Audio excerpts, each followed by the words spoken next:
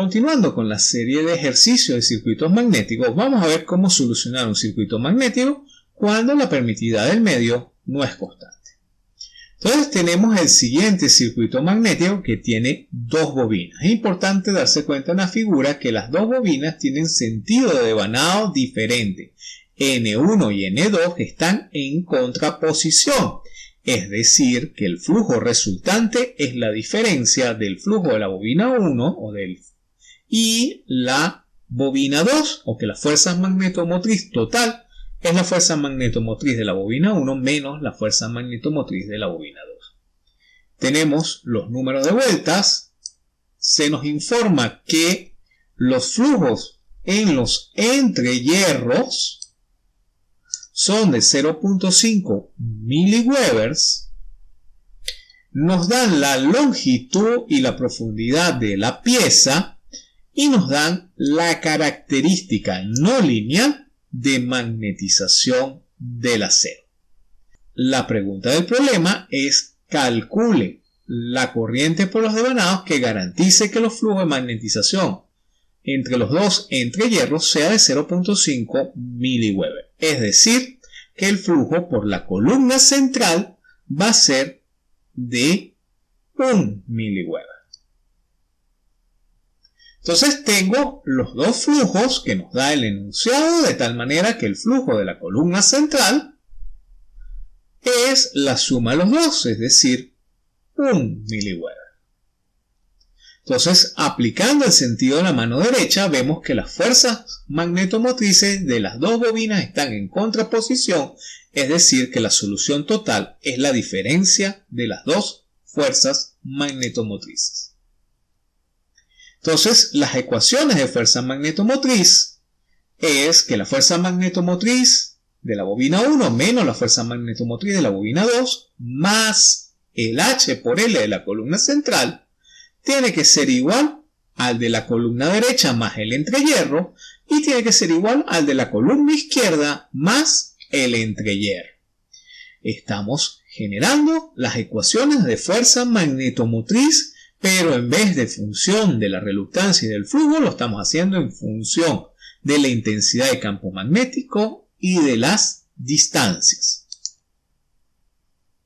Entonces, para la columna derecha, tenemos el flujo en el entrehierro, por tanto, puedo conocer la densidad de campo magnético en el entrehierro y en el acero, dado el área del entrehierro. Entonces, de esta manera yo puedo calcular el B, 0.88 teslas, que lo comparte, esa densidad está compartida por toda la columna.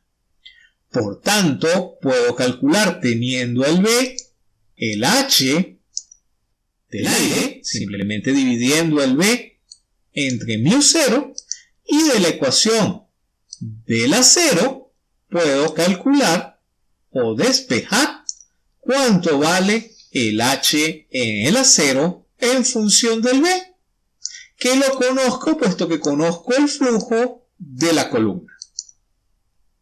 Entonces, haciendo esos cálculos, obtenemos que el H del hierro es 328.36 ampervueltas sobre metro. Es decir, tengo ahora la fuerza magnetomotriz de la columna total, que es la misma de la otra columna, puesto que el circuito se encuentra en paralelo.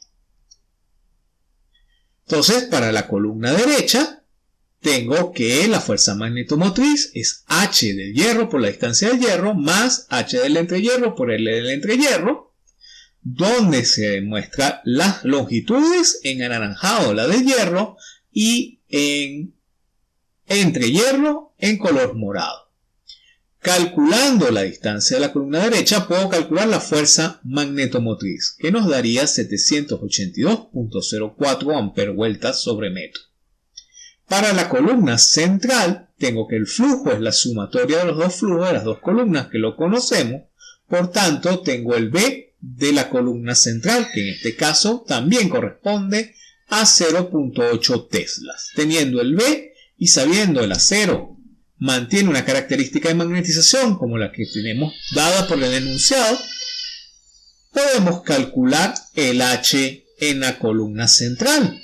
Teniendo el H en la columna central y la distancia señalada en verde, podemos calcular la fuerza magnetomotriz en función de el H y el L, y sabemos que ambas bobinas comparten la misma corriente. Por tanto, puedo despejar la corriente de esta ecuación y obtener su valor, el cual ronda los 15.633 amperes. Entonces, de esta manera podemos resolver el circuito magnético cuando presenta no linealidades.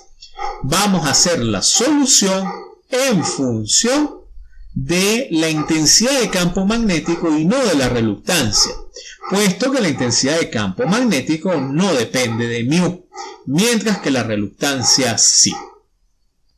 Entonces, con esta manera podemos resolver el circuito. Gracias por su atención.